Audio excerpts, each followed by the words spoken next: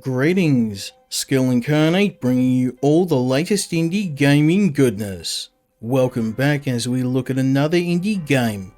This time I'm checking out an obscure horror game called Shame Legacy. This is the breakout of small developer Revenant Games and was published by indie heavyweights Destructive Creations, who released several games I've reviewed, including Daymare 1998, War Mongrels and the epic Ancestors Legacy. Shame Legacy takes inspiration from recent horror games like Soma, Outlast and the cult classic Amnesia series, with an experience that combines traditional horror, stealth, puzzle solving and walking simulator to both challenge and terrify players.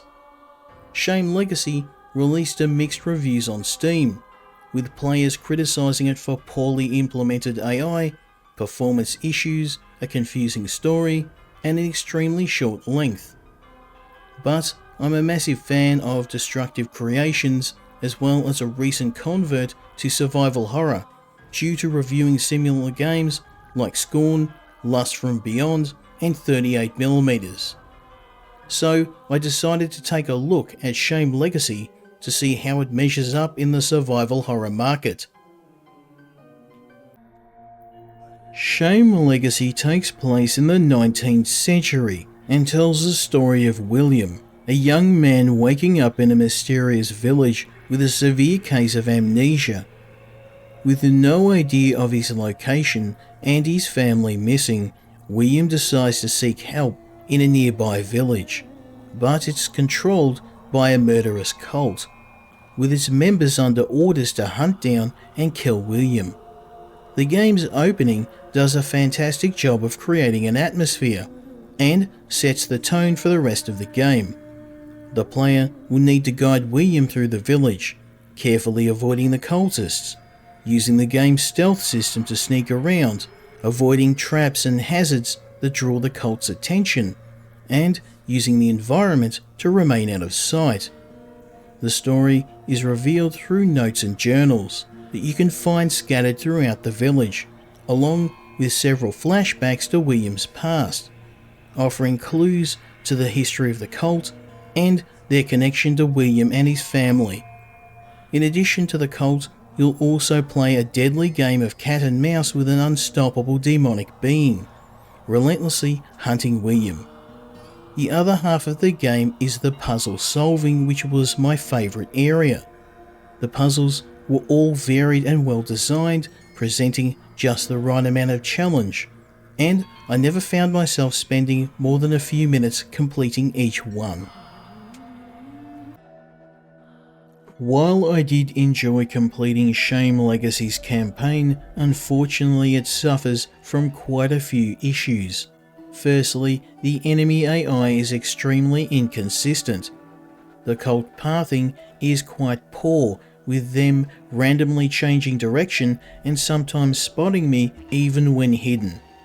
The developers implemented an escape system via your staff weapon that you can use to fend them off, which was a clever idea, but this involves an extremely clumsy quick-time event minigame where failure means instant death. This is made worse by hazards that are virtually impossible to spot and hiding places that were often useless due to their placement and the fact the player can't use them when being pursued.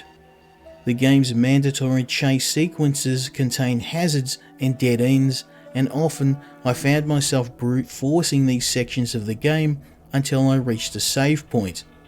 There are generous amounts of these save points, so the player will lose little progress when dying.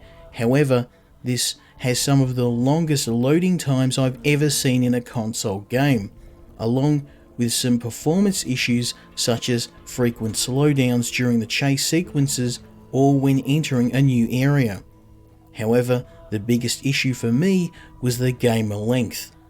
I was able to complete the entire game in under 2 hours with little incentive to replay the game apart from a few achievements. Shame Legacy does an excellent job of building a terrifying atmosphere, with some nice set pieces including dilapidated mansions, streets filled with murderous cultists, and underground crypts full of their previous victims. The puzzles provided a break from the stealth and chase sequences, revealing more of the game's lore. However, the host of issues, particularly the load times and performance problems, added a massive amount of frustration. I found the story to be a little disjointed and confusing, but persevered to the ending of the game. Unfortunately, this left me feeling even more confused and felt a little rushed. Finally, the game's price feels very high at $35 Australian, especially given the game's extremely short length, making me reluctant to recommend it. With that being said, if you're looking for a quality survival horror game, then my suggestion is to pick up Destructive Creations' other zombie survival game, Daymare 1998, on the PlayStation, as it's one of my favourite games. I hope you enjoyed this review of Shame Legacy, and if you did, I'd appreciate a like and a subscribe, as it really helps the channel. As always, let me know your thoughts in the comments, and I hope you'll join me next time when we look at another indie game. Until then, Skill Incarnate, out.